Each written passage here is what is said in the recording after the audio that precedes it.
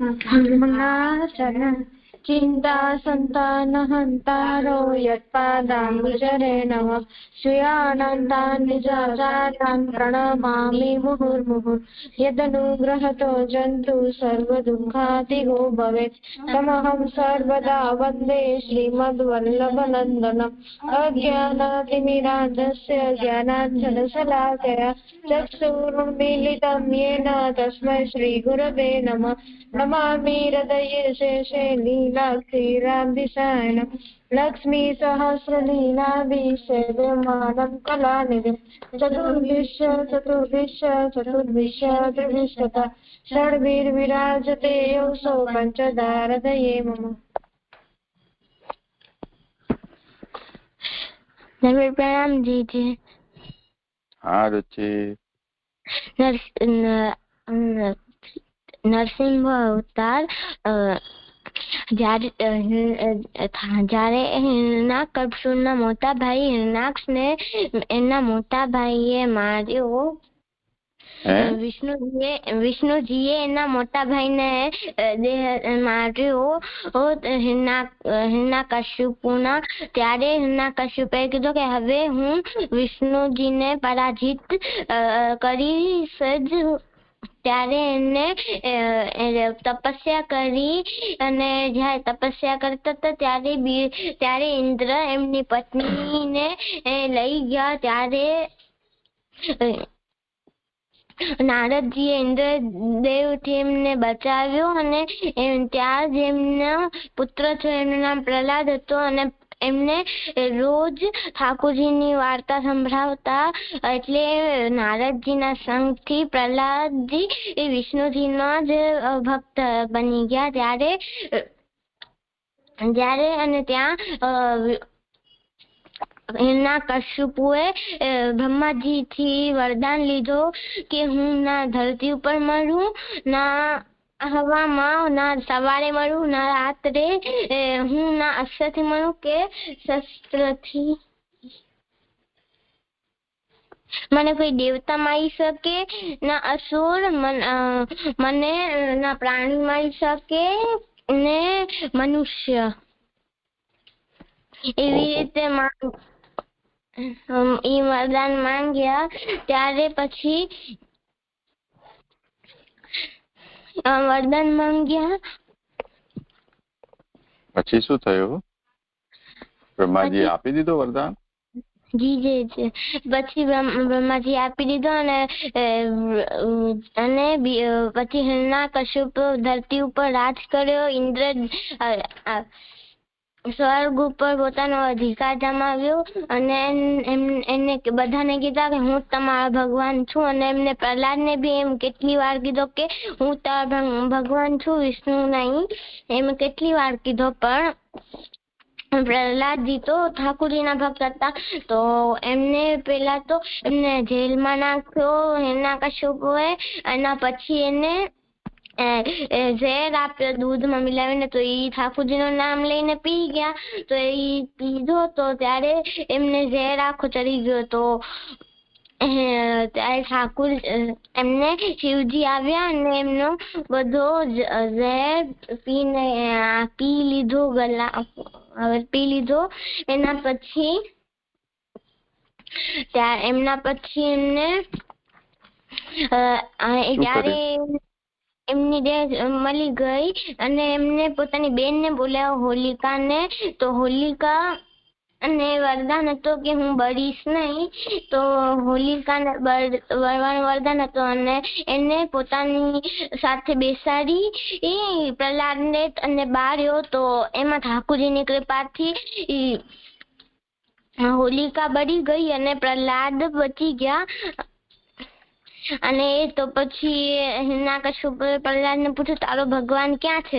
તો એમને કીધું અહીંયા બધી જગ્યા છે એમને। તો હિરણ્યકશ્યપુએ પૂછ્યું કે અહીંયા ખંભામાં છે? તો એને કીધું હા છે પ્રહલાદજી કીધું। તો ત્યારે હિરણ્યકશ્યપુએ એમને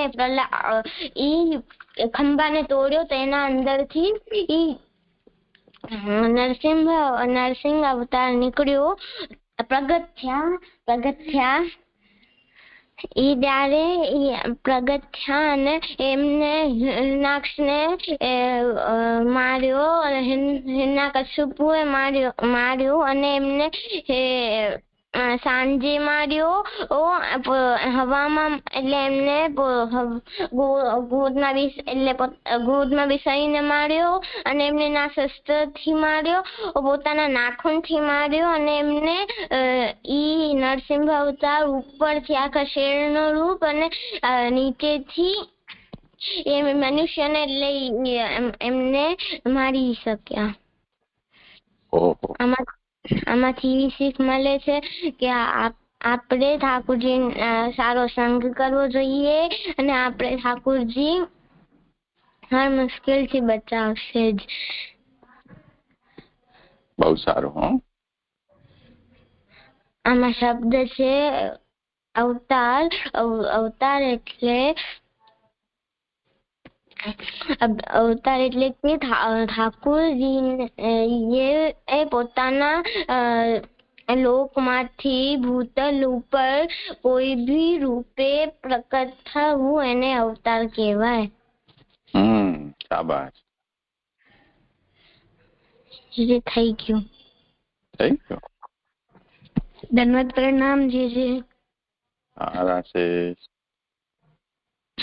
દામોદરદાસજી નો 8મો પ્રસંગ. એક વખત શ્રી ગુસાઈજીએ દામોદરદાસજીએ આચાર્યજીને કહ્યું કે આપણો માર્ગ નિસંગતાનો નથી. અને પછી એક વખત શ્રી મહાપ્રભુજી પોઢ્યા હતા ત્યારે શ્રી ગોરધનનાથજી પ્રગટ થઈ અને કહ્યું કે જીવોનો ઉદ્ધાર કરો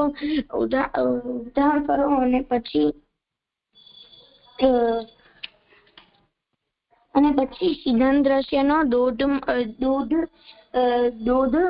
દોઢનો શ્લોક કહ્યો. પછી શ્રી મહાપ્રભુજી દામોદરદાસને કહ્યું કે આ માર્ગ મેં તારા માટે પ્રગટ કર્યો છે. ત્યારે અને જ્યાં શ્રી આચાર્યજીની માર્ગની સ્થિતિ છે ત્યાં જ દામોદરદાસની માર્ગની સ્થિતિ છે. પછી દામોદરદાસે કહ્યું કે શ્રી ઠાકોરજીના વચન તો મેં સાંભળ્યો પણ સમજ્યો નહીં. ત્યારે શ્રી આચાર્યજીએ કહ્યું કે હજી 10 જન્મો લાગશે સમજવા માટે. આમાંથી શીખ મળે છે કે દામોદરદાસજી આચાર્યજીને કહ્યું તો આચાર્યજીને એવું કઈ અહંકાર નથી. શું કહ્યું? શું અહંકાર? ગુસાઈજીએ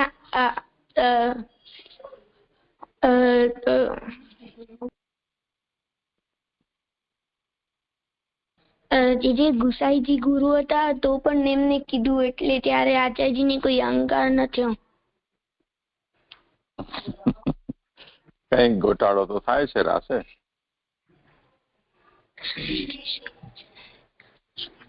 સુચિ શું કહેવા માંગે છે રાશેષ? જરા સમજો, વિચાર તો કરો.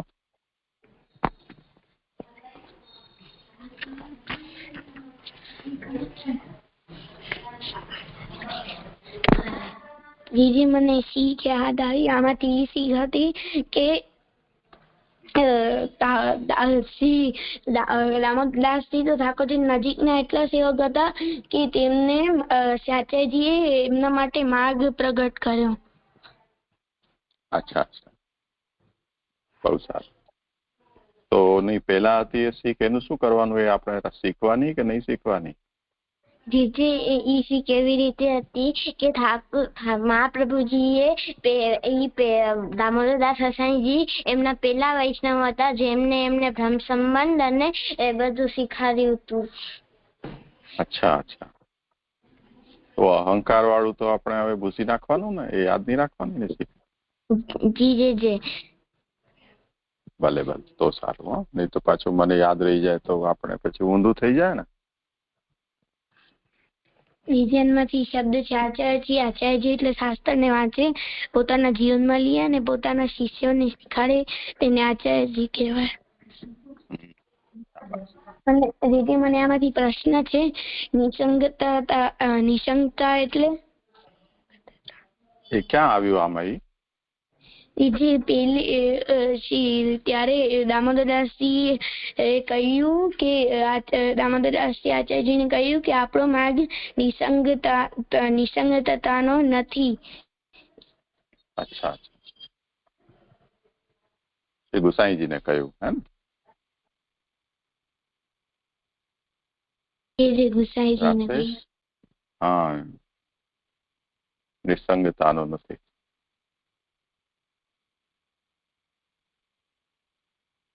એટલે શ્રી ગુસાઈજી બધા પોતાના મિત્રો સાથે હસી મજાક કરી રહ્યા હતા ને, તો દામોદરદાસજીને મનમાં એમ કે આપણે વૈષ્ણવ છીએ, ઠાકોરજીના ભક્ત છીએ, તો પ્રભુ સંબંધનો જ બધો વિચાર આપણે કરવો જોઈએ. હાંસી મસ્કરી કરવાની જગ્યાએ यदि આપણને સંગ કરવો છે તો પણ પ્રભુનો સંગ કરવો. નિસંગ એટલે સંગ વિનાના. સંગ વિનાના એટલે પ્રભુનો સંગ નહીં કરવો એવું નહીં. એટલે ઠાકોરજીથી આપણે બિલકુલ નિશ્ચિંત થઈ જઈએ, પ્રભુનો વિચાર આપણા મનમાં જ દઈ ન જાય એવું આપણું જીવન હોય તો એ ઠીક નહીં. ઠીક છે? જીજી મને એમ સમજમાં આવ્યો આમાંથી કે આ નિસંગતાનો એટલે કે કોઈથી સંગ ન હોય એને નિસંગતા કહેવાય. અચ્છા, પણ ઠાકોરજીથી સંગ ન હોય એવી નિસંગતા તો ઠીક નહીં ને? હા, તો નિસંગતાનો નથી એવું જયારે દામોદરદાસજીએ કહ્યું, નિસંગતાનો મતલબ ઠાકોરજીનો સંગ છૂટી જાય, ઠાકોરજીનો વિચાર આપણા મનમાંથી ભૂલાઈ જાય, એવો આપણો માર્ગ નથી. સારું, હવે કઈ છે કીર્તન આજે કોઈ? જે મેં કીર્તન કર્યું છે. હે, તો સંભળાવો. બલિરાજા કો સમર્પણ સાચો, બલિરાજા કો સમર્પણ સાચો, બલિરાજા કો સમર્પણ સાચો, બલિરાજા કો સમર્પણ સાચો. बहुत कयो गुरु शुक्र देवता, मन दृढ़ बाप नहीं काचो, बलिराजा को समर्पण साचो. बहुत कयो गुरु शुक्र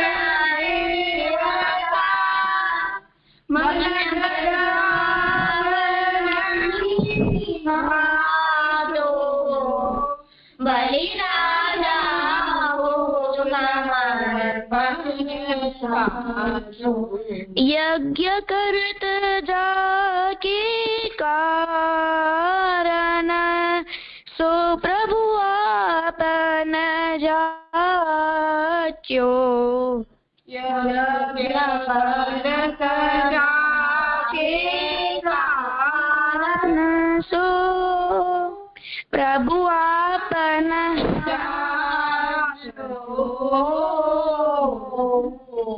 परमानंद प्रसन्न हरि जो, जन को जानत साचो, बलिराजा को समर्पण साचो. परमानंद हरि जो,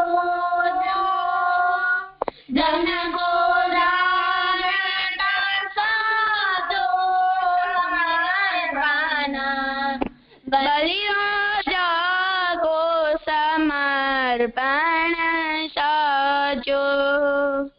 બલિરાજા ગો સમર્પણ સાચો, બલિરાજા ગો સમર્પણ સાચો. એ જે થઈ ગયું. બહુ સુંદર. હો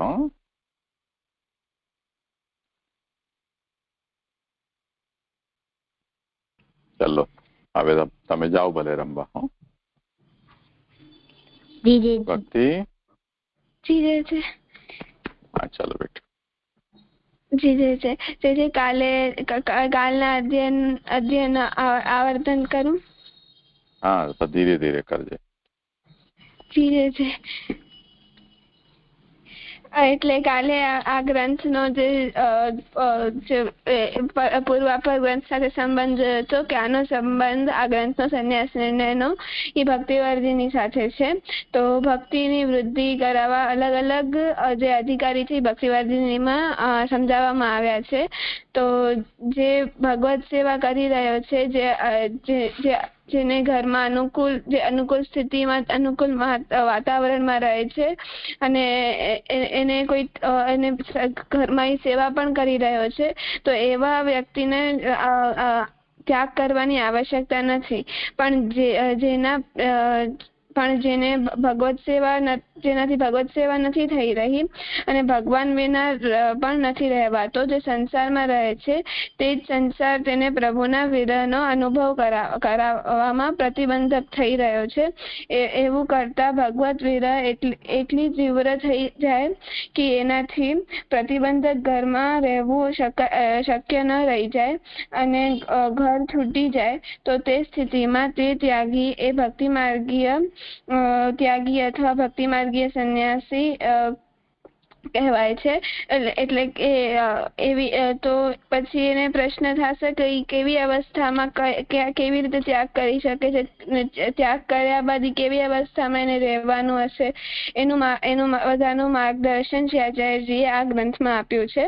તો જેના મનમાં ત્યાગ કરવાની ઈચ્છા હોય તેમને સાચો ભક્તિ માર્ગીય જેને ભક્તિ માર્ગમાં ત્યાગ કરવાની ઈચ્છા હોય અને સાચો ભક્તિ માર્ગીય ત્યાગ શીખવવામાં ન આવે તો ત્યાગના નામે પ્રસિદ્ધ કર્મ માર્ગ, જ્ઞાન માર્ગ, ઉપાસના માર્ગમાં જે ત્યાગ છે તે એવા જે બતાવ્યા છે અને તે તો ભક્તિ માર્ગીયમાં એટલે એ ભક્તિ માર્ગીયની જગ્યાએ કોઈ બીજા માર્ગનો ત્યાગ, જેમ કે બીજા માર્ગમાં એમ કહ્યું, બીજા માર્ગમાં જે ઉપાસના માર્ગ, જ્ઞાન માર્ગમાં જે ત્યાગ છે એ કરી લેશે તો એ ભક્તિ માર્ગથી પણ જશે. કેમ કે ભક્તિ માર્ગમાં બાકી બધા માર્ગ છે એ કલિકાલમાં બીજા કોઈ માર્ગ ઉપાય નથી, ફળદાયક નથી. કેવળ ભક્તિ માર્ગ જ શ્રી કૃષ્ણનો આશ્રય જ ફળદાયક છે. તો કોઈકને એમ ત્યાગ કરવાની અવસ્થા ન હોય તો તે ત્યાગ ન કરી શકે, યોગ્યતા વગર ત્યાગ ન થાય. જેમ આપે એક્ઝામ્પલ આપ્યો તો સુરદાસજીનો કે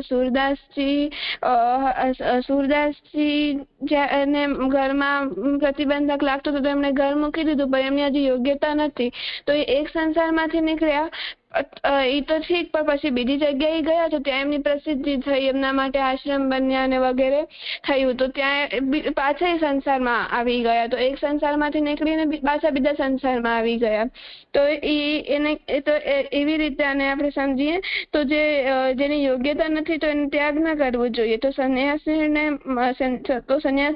નિર્ણયમાં તેની વાત જે વાત કહી છે એનો જે સિદ્ધાંત કોને લાગુ પડે છે, કયા અધિકારી છે, તો એ બધા ભક્તિ માર્ગીયમાં પહેલા અને ત્રીજા અધિકારી છે, જે દ્રઢ બીજ ભાવ છે, જાત વ્યસન છે, એવા વ્યક્તિને એટલે એ સંન્યાસ લઈ શકે છે.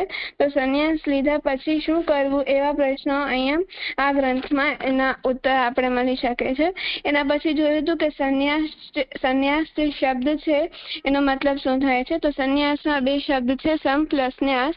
સમ એટલે કે સમ્યક એટલે કે પૂર્ણ, અને ન્યાસ એટલે ત્યાગ એટલે પૂર્ણતયા ત્યાગ. તો ત્યાગ આપણા વ્યવહારમાં પણ યુઝ થાય છે. તો એટલે કે સંન્યાસ એટલે કે પૂર્ણતયા ત્યાગ, પણ આપણા જે વ્યવહારમાં જે આપણે અમુક વાર ત્યાગ જે વર્ડ છે યુઝ કરતા હોઈએ છીએ, જેમ કે એકાદશી. તો એકાદશીમાં આપણે બાકી 14 દિવસ અન્નનો ત્યાગ નથી કરતા, પણ એક દિવસે આપણે અન્નનો ત્યાગ કરીએ છીએ. તો એને સંન્યાસ ન કહેવાય, કેમ કે એ પૂર્ણતયા ત્યાગ નથી. તો એ અથવા તો જ્યોતિષ કોઈ કે જ્યોતિષ એમ કે કોઈ એના પાસે જઈને એને કહે કે તમે આ વસ્તુ ખાશો તો આ ગ્રહની નુકસાની થશે, તો તમે આ મૂકી દો. તો આવી રીતે અમુક સમયના ત્યાગ કહેવાય છે.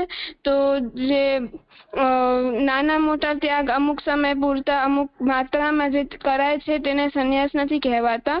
તો જેમ આપણે સ્કૂલનો પણ એક્ઝામ્પલ લઈ શકીએ કે સ્કૂલ આપણે જઈએ તો એ આપણે એમ કે ગ્રહ ત્યાગ લઈએ, તો જેમ આપણે સ્કૂલ જઈએ કે કોઈ બીજી જગ્યાએ જઈએ તો એને પણ ગ્રહ ત્યાગ જ કહેવાશે, પણ એને સંન્યાસ નહીં કહેવાય. અને એને જેમ જૈનમાં એમને અણુ વ્રત કહેવાય છે, એટલે નાના વ્રત. તો નાના મોટા ત્યાગ અમુક સમય પૂરતા અમુક માત્રામાં જે કરાય છે તેને સંન્યાસ નથી કહેવાતું.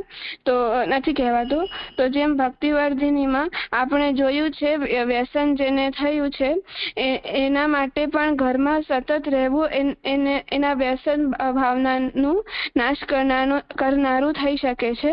એટલે એવાએ સતત ગ્રહ સ્થિતિ ન કરવી. એટલે જ્યારે એવું એને લાગે કે ઘરમાં મન નથી લાગતું, કે ઘર પ્રતિબંધક થઈ રહ્યો છે, તો એને ઘરનો ત્યાગ કરી અને ઘરના વાતાવરણથી અલગ વાતાવરણમાં થોડાક સમય સુધી જવું, અને જ્યારે એના પાછો એનો જે ભાવ છે એ દ્રઢ થઈ જશે તો એને પછી પાછું એને ઘરે આવી જવું. તો એવો અભ્યાસ રાખો કે કોઈ પણ જગ્યાએ આપણું મન ન લાગે, એટલે ચોટી ન જાય.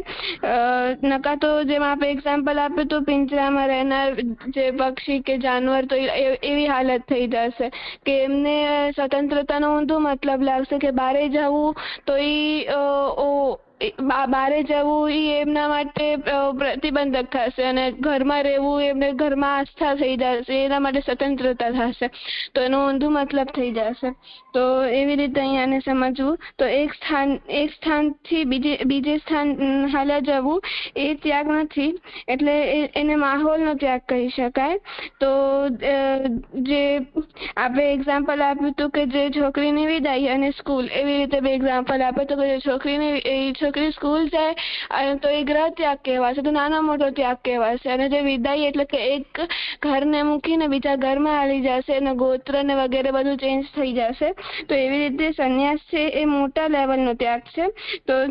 તો જે સંન્યાસી છે તો એને અમુક જે સ્નેહ, આનંદ, મમતા, સ્નેહ, અહંતા, મમતા તે બધું છૂટશે, અને એવું બધું એને પ્રાણ ને બધું લેવડાવવામાં આવશે, અને જેટલા પણ એના સગા સંબંધીઓ છે એના બધાના નામ લેવડાવશે, અને એના પોતાનું જે નામ છે એ પણ ચેન્જ થઈ જશે. તો એવું બધું એમાં હોય છે. તો વૈરાગ્ય એનામાં ઉત્પન્ન થશે. તો સંન્યાસ એટલે પૂર્ણ ત્યાગ. પૂર્ણતાથી થોડોક પણ ઓછો પ્રકારનો જે ત્યાગ છે તો તે ત્યાગ નથી, અથવા એ ત્યાગ આ ગ્રંથની સબ્જેક્ટ મેટર નથી. તો જે વ્યક્તિ સંન્યાસ લે અને પછી પાછો આવી જાય ઘરે પોતાના, એટલે ત્યાગનો પણ ત્યાગ તો તે હસીનો પાત્ર થાય છે. તો જે હિન્દુ ધર્મ અને જૈનમાં પણ સંન્યાસ છે એ ખૂબ જ મોટી વાત છે, બહુ મોટા લેવલની વાત છે. પણ જેની યોગ્યતા ન હોય એને ત્યાગ લઈ લીધું અને પછી પાછો ઘરે આવી જાય, કેમ કે જે સંન્યાસ લેવા પછી એને ખબર તો નહીં હતી કેમ કે સંન્યાસ એટલે કે ત્યાગ કરવું, એટલે કોઈ સાથે ન રહેવું, અલગ રહેવું. તો જે સંન્યાસ લીધા પછી જે એનો સંગ કે કોઈ પણ અન્ન દોષ કે એવું બધું ને લાગી શકે છે, પણ એને તો સંગ કે કંઈ કરવાનું નથી, તો એનાથી એને અલગ રહેવાનું. તો સંન્યાસ એટલે ન્યાસપૂર્ણ ત્યાગ. તો પૂર્ણ ત્યાગ એટલે જ્ઞાન માર્ગ, ઉપાસના માર્ગ, કર્મ માર્ગ, ભક્તિ માર્ગ, જેમાં જે રીતે પૂર્ણ ત્યાગ કહેવામાં આવ્યા છે તે પ્રકારનો પૂર્ણ ત્યાગ. તો આ આશંકી ત્યાગ એટલે કે જે અમુક સમયનો જે અમુક સમય પૂરતું જે ત્યાગ હોય તેને અહીંયા સંન્યાસ નથી કહેવામાં આવતો. એટલે જેની યોગ્યતા હોય, ઉત્તમ અવસ્થા પર પહોંચેલો હોય તે કરે તો જ સંન્યાસ એનાથી નથી શકે. કાચી અવસ્થામાં હોય તો એનાથી સંન્યાસ ન ગ્રહણ કરાય. તો ભક્તિ બીજ જેને દ્રઢ થઈ ગયું છે, વ્યસન સિદ્ધ થઈ ગયું છે, એવા અધિકારીઓ જે ભક્તિવર્ધિનીમાં વર્ણિત છે તે જ સંન્યાસ લઈ શકે છે, બીજા નહીં. તેથી ભક્તિવર્ધિની માટે એમાં રેડ લાઇટ પણ છે અને સાવધાની પણ બતાવી છે કે દુષ્ટનો સંગ અને અન્ન દોષ આ બહુ મોટા દોષ છે. અને તો જે સંન્યાસી હોય છે એમને કોઈ બીજી જગ્યા એટલે એમને બધાનો ત્યાગ કરી દેવાનો હોય છે, તો એમને કોઈનો સંગ નહીં કરવાનો, એવું જ હોય છે. નકર એમના અહંતા મમતા આવી જશે તો એ ત્યાગ પછી વિફળ થશે.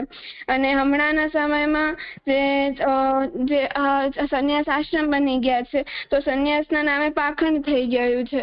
તો સંન્યાસ જે હમણાંના સમયમાં જે સંન્યાસીઓ છે એમના માટે જે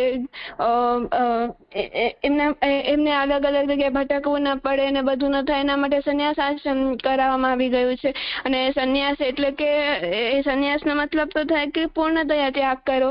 તો અહીંયા એવી રીતે ન કરવું જોઈએ.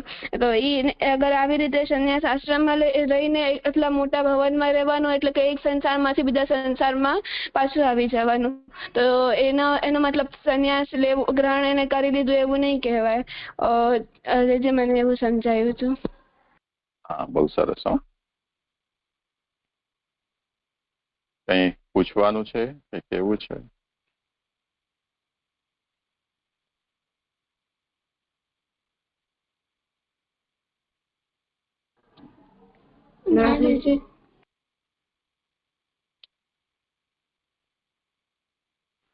સારું.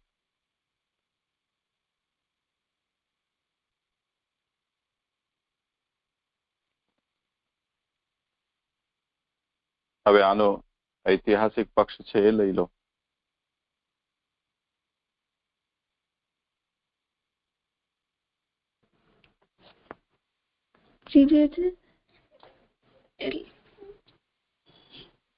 સંન્યાસ નિર્ણય ગ્રંથની રચના કે મહાપ્રભુજીએ કોના માટે કરી?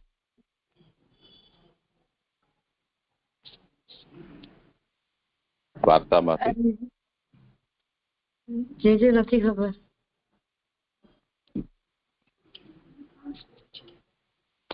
બે વસ્તુ આમાં છે, આનો ઇતિહાસ મળે છે આપણને. એક તો નરહર સંન્યાસી 84 વૈષ્ણવની વાર્તા અનુસાર એ સંન્યાસી પહેલેથી હતા જ. પછી શ્રી મહાપ્રભુજીનો એમને મિલાપ થયો, પછી એ વૈષ્ણવ થયા. અને ત્યારે એમણે શ્રી મહાપ્રભુજીને પૂછ્યું કે મેં સંન્યાસ લીધેલો છે એટલે હું શાસ્ત્રમાં જે સંન્યાસ કહ્યો છે એને તો હું જાણું છું, પણ ભક્તિ માર્ગમાં સંન્યાસનું શું સ્વરૂપ છે એનું મને જ્ઞાન નથી. તો નરહરી સંન્યાસીને શ્રી મહાપ્રભુજી આ ગ્રંથ ભણાવ્યો, સમજાવ્યો. એટલે આ વાત કહી બધી. એક આ ઇતિહાસ છે. અને બીજું અંતઃકરણ પ્રબોધ ગ્રંથ, જેમાં શ્રી મહાપ્રભુજીને ઠાકોરજીએ સ્વધામ પધારવા માટે આજ્ઞા કરી.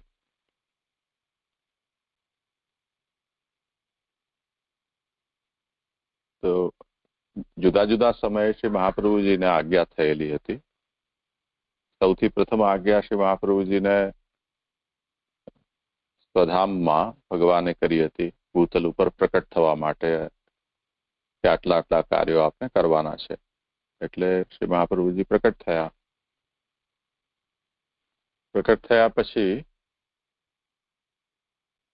સૌથી પ્રથમ વખત જગન્નાથપુરીમાં જે શાસ્ત્રાર્થ હતો ત્યાં ઠાકોરજી એકમ શાસ્ત્રમ દેવકી પુત્ર ગીતમ એ પોતાનો નિર્ણય આપ્યો અને એ જે 4 સિદ્ધાંત આપ્યા કે બધા શાસ્ત્રોમાં સર્વશ્રેષ્ઠ શાસ્ત્ર ગીતા છે, બધા દેવોમાં શ્રેષ્ઠ દેવ દેવકી પુત્ર કૃષ્ણ છે, બધા મંત્રોમાં સર્વશ્રેષ્ઠ મંત્ર શ્રી કૃષ્ણના નામો છે અને બધા કર્મોમાં સર્વશ્રેષ્ઠ કર્મ શ્રી કૃષ્ણની સેવા છે. તો આ જે સિદ્ધાંત ભગવાને ત્યાં આપ્યા એને લઈને શ્રી મહાપ્રભુજીએ પોતાનો અવતાર કાર્ય આરંભ કર્યો અને એમાં વચ્ચે મહાપ્રભુજીને વિચાર થઈ રહ્યો હતો શ્રાવણ માસની શુક્લ પક્ષની એકાદશીની રાત્રિમાં કે કલિકાલના દોષોથી જીવો વ્યાપ્ત છે અને એમનો ભગવત સંબંધ કેવી રીતે થઈ શકે. એટલા માટે ઠાકોરજી પ્રકટ થયા અને આપને બ્રહ્મ સંબંધ મંત્ર અને સિદ્ધાંત રસનો ઉપદેશ કર્યો. તે પ્રમાણે પછી પુષ્ટિ ભક્તિ માર્ગ છે એની આધારશિલા નખાઈ અને એ પ્રમાણે પછી આગળ જીવોનો બ્રહ્મ સંબંધ કરાવી અને એમને ઠાકોરજીની સેવામાં પ્રવૃત્ત કરાવ્યા અને સમય સમયે જેમને જે પ્રશ્ન જિજ્ઞાસા થઈ એના સમાધાન રૂપે ગ્રંથો પ્રકટ થયા.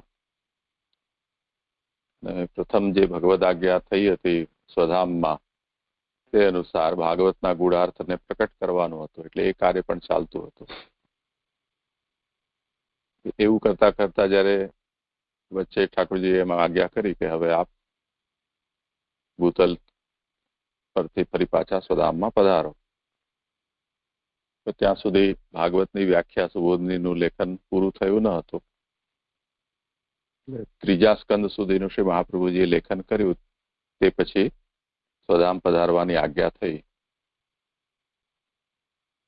તો પ્રકટ થતા પહેલા જે કાર્ય કરવા માટે આજ્ઞા થઈ હતી એ કાર્ય અધૂરું હતું એટલે શ્રી મહાપ્રભુજીએ સ્વધામ પધારવાની આજ્ઞાનું પાલન ન કર્યું અને જલ્દીથી કાર્ય સંપન્ન થાય અને જે મહત્વનું છે એ કાર્ય સંપન્ન થઈ જાય એવો વિચાર કરીને ત્રીજા સ્કંદ પછીના ચોથાથી 9મા સ્કંદ સુધીના શ્રી ભાગવત ઉપર સુબોધનીજી ન લખીને સીધા 10મા સ્કંદ ઉપર લખવાનો આરંભ કર્યો. આના પહેલા આખા ભાગવત ઉપર સંક્ષિપ્ત વિવરણ તો શ્રી મહાપ્રભુજીએ લખ્યું હતું, પરંતુ એ વિવરણ છે યાત્રામાં કોઈ જગ્યાએ ખોવાઈ ગયું કે ચોરાઈ ગયું.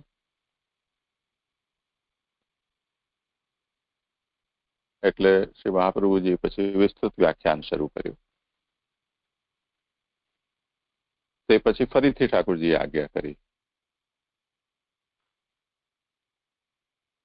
કે સુધામ પધારો. એ બંને આજ્ઞા છે એનું શ્રી મહાપ્રભુજીએ પાલન ન કર્યું અને પોતાના કામને જલ્દીથી પૂરું કરવા માટેનો પ્રયત્ન કર્યો.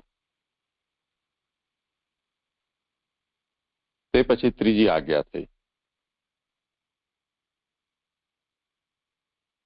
એટલે શ્રી મહાપ્રભુજીના મનોમંથન ઓર વધારે તીવ્ર થઈ ગયું કે હવે ત્રણ વખત ઠાકોરજી આજ્ઞા કરે છે અને હું કેવો સેવક છું કે આજ્ઞાનું પાલન નથી કરી રહ્યો.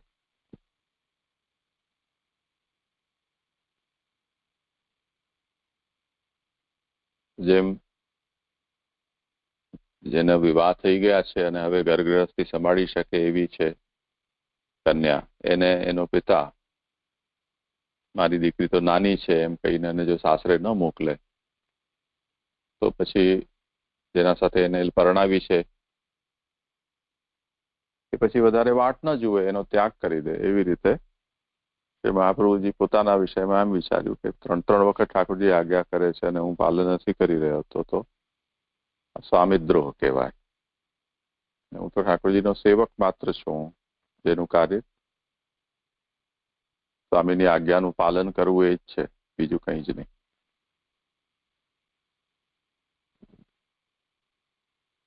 તો હવે ન તો મારે 3 આજ્ઞાનું પાલન નથી કર્યું એટલે ઠાકોરજીને હું શું મોઢું દેખાડું, તો જવું જ નહીં, એવું પણ ન કરવું જોઈએ.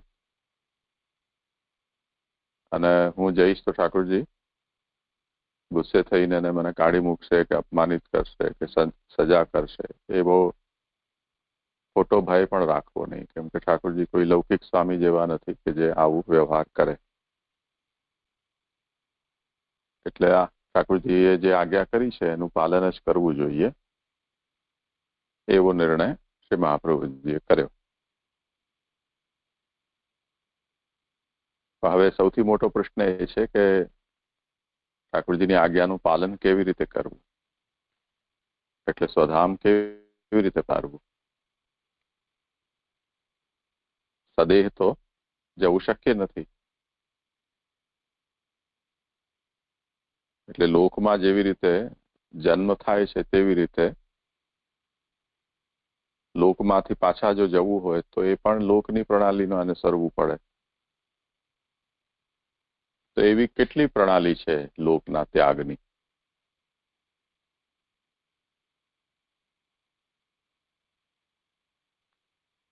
તો ભગવદ આજ્ઞાથી આચાર્યજીનો તો અવતાર જ છે એમ સમજો. આપણે આપણા કર્મ બંધનથી જન્મ મૃત્યુ થાય છે સાધારણ મનુષ્યના. તો જે પૂર્વજન્મના કર્મ છે એ બાકી રહ્યા છે ભોગવવાના, સુખ દુઃખ તેને ભોગવવા માટે ફરીથી આપણો જન્મ થાય છે. એવું ચાલ્યા જ કરશે જ્યાં સુધી આપણા પૂર્વજન્મના કર્મો સંચિત રહેશે ત્યાં સુધી. પણ જે લોકોના જન્મ કર્મ બંધનથી નથી થયા, પોતાની ઈચ્છાથી ભગવદ આજ્ઞાથી થાય છે, એમને હવે ફરી પાછું સ્વધામ પધારવું હોય તો પણ પોતાની ઈચ્છાથી જ પધારવાનું થશે. પણ જે મનુષ્ય શરીરની મર્યાદા ધારણ કરી છે એ શરીર મર્યાદા ને ધ્યાનમાં લઈને જ શરીરનો ત્યાગ કરવાનો થાય તો જ યોગ્ય કહેવાય. એટલે શ્રી મહાપ્રભુજીએ વિચાર કર્યો. હવે એમાં જેમ રાણા વ્યાસના પ્રસંગમાં આવે છે કે શાસ્ત્રાર્થમાં હારી ગયા અને એટલો એમને આઘાત લાગ્યો કે હવે હું શું મોઢું દેખાડું, તો ગંગાજીમાં હું ડૂબકી લગાવી દઉં. તે વખતે શ્રી મહાપ્રભુજી ત્યાં બિરાજતા હતા ગંગા ઘાટ ઉપર, અને કોઈએ પૂછ્યું કે કોઈ ગંગામાં ડૂબી મરે તો શું ગતિ થાય. તો શ્રી મહાપ્રભુજી કહ્યું કે જો આવા રીતે નાસીપાસ થઈને કે કોઈ એવા લૌકિક કારણથી એવું કરે તો એને સર્પયોની થાય, એનો અવગતિ થાય.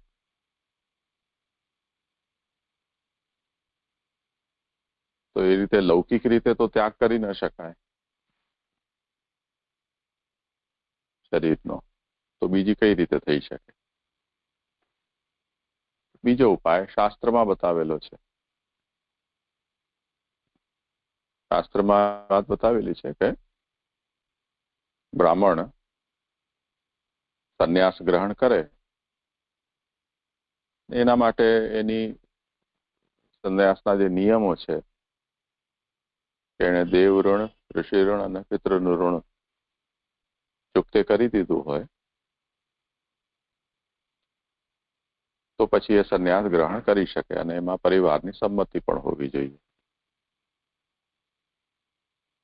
એવી રીતે કરીને એને સંન્યાસ ગ્રહણ કરે તે પછી સંન્યાસી ના જે અલગ અલગ પ્રકારો છે એમાં ચાહે તો એ બધા પ્રકારોમાંથી એક પછી એક આગળ જાય. એટલે કુટીચક, બહુદક, હંસ અને પરમહંસ એમ એના 4 પ્રકારો છે.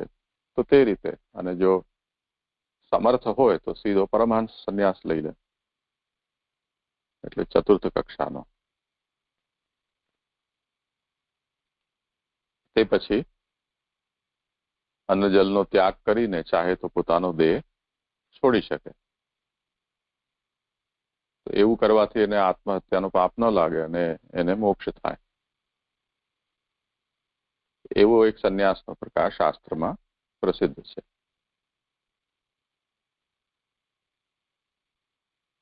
બીજા બધા પ્રકારોમાં અસાધ્ય બીમારી કોઈને થઈ ગઈ હોય તો તે સ્થિતિમાં પણ એ પોતે અન્નજલનો ત્યાગ કરીને સ્વેચ્છયા મૃત્યુ પ્રાપ્ત કરી શકે. તો એને આત્મનો દોષ ન લાગે.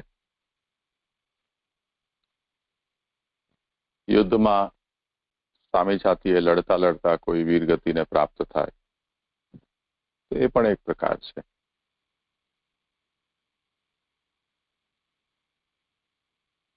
તો આવા બધા છૂટપૂટ પ્રકારો છે જેનાથી તમે તમારા દેહને છોડી શકો છો. અને એમાં શાસ્ત્રની દૃષ્ટિથી એને ઉત્તમ ગતિ પ્રાપ્ત થાય એવું નિરૂપણ છે. ક્ષત્રિય હોય તો વાનપ્રસ્થ થઈને કરી શકે. યોગીઓ સમાધિથી પોતાના પ્રાણ છે એને છોડી શકે છે. તો જે પ્રકારની સાધના હોય ને જે પ્રકારના ફલની કામના હોય તે પ્રમાણે દેહને ત્યાગ કરવાની પ્રણાલી વર્ણિત છે. પાંડવોનું આપણે જોઈએ છીએ કે જયારે એમને ખબર પડી કે ઠાકોરજી હવે પોતાના ધામ પધારી ગયા છે તો એમણે પણ વિચાર્યું કે હવે ઠાકોરજીના કાર્યમાં સહયોગ કરવા માટે જ ઠાકોરજીની આજ્ઞાથી અમે બધા આવ્યા હતા. હવે ઠાકોરજી કાર્ય સમાપ્ત કરીને સ્વધામ પધાર્યા તો હવે આપણું અહીંયા કોઈ કામ નથી. તો એમણે પણ બધું રાજપાટ બધું પરીક્ષિતજીને સોંપી દીધું અને એમણે હિમાલયમાં પોતાનું શરીર છોડી દીધું. હવે એ લોકો ક્ષત્રિય હતા એટલે સંન્યાસ ન લઈ શકે એટલે વાનપ્રસ્થ થઈને પોતાનું શરીર એમણે છોડ્યું. તો એવી રીતે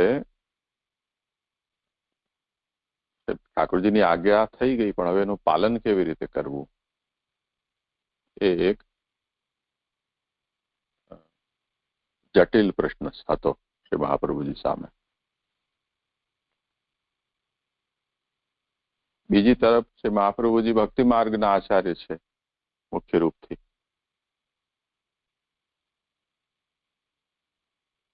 તો ભક્તિ માર્ગની રીતિને પણ ધ્યાનમાં લેવી જોઈએ જેથી કોઈ ગેરમાર્ગે ન દોરાય.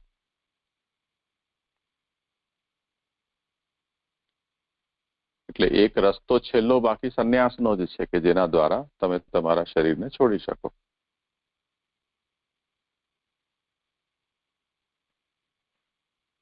તો આ બધો વિચાર શ્રી મહાપ્રભુજીએ અંતઃકરણ પ્રબોધ ગ્રંથના અંતર્ગત કર્યો અને નિર્ણય ઉપર શું પહોંચ્યા કે આજ્ઞૈવ કાર્યા સતતમ સ્વામિદ્રોહોન્યથા ભવે. સ્વામીની જે રીતે આજ્ઞા થઈ છે તે રીતે જ સતત કરવું. એવું ન કરીએ તો સ્વામીનો દ્રોહ થાય. તો હવે આજ્ઞાનું પાલન એ જ એકમાત્ર કે મહાપ્રભુજીનો હવે નિર્ણય રહ્યો.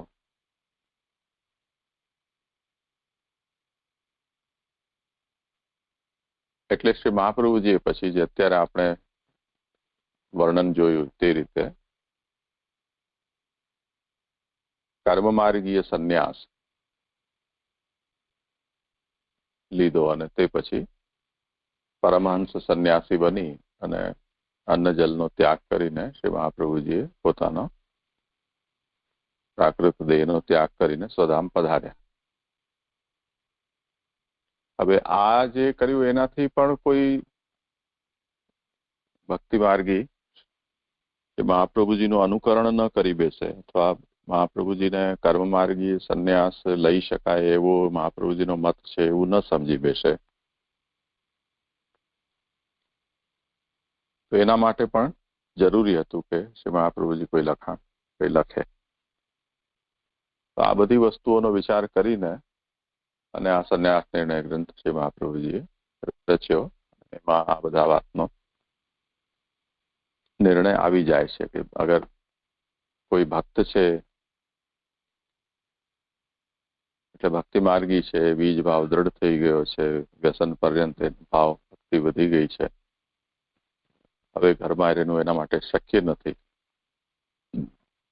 તો તે સ્થિતિમાં એને હવે પછી કેવી રીતે જીવન વિતાવવું ભક્તિ માર્ગીની દૃષ્ટિથી, ત્યાગ કરવો તો કેવી રીતે કરવો,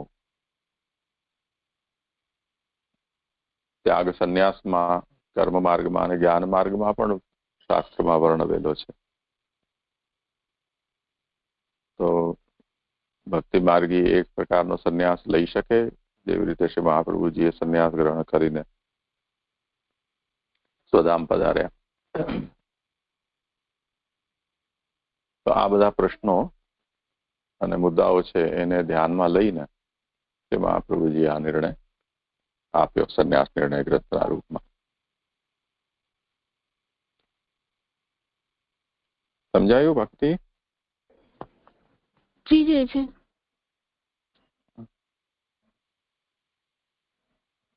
ઠીક છે, તો આટલું જ આજનો ઉપક્રમમાં સમજવાનું છે. કાલે પછી આપણે આગળ કરશું.